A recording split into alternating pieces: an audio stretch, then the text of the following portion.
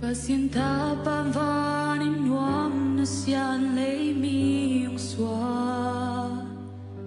Swan ang inumlo sinbukan ng anong nulo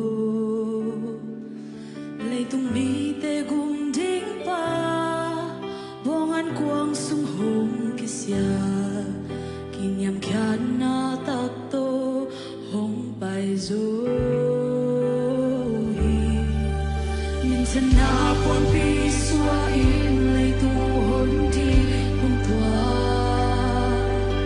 Hau na vang nem na nop sak na ten zong kang zolo Mo na khat song ne lo pa hong ilon marina Nung tang na piarin hong pai zo hi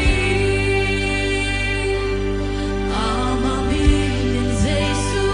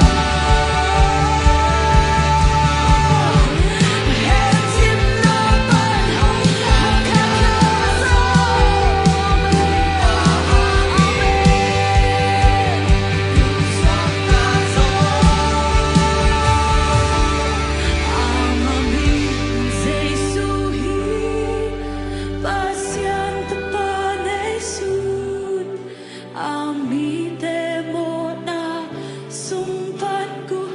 Amen.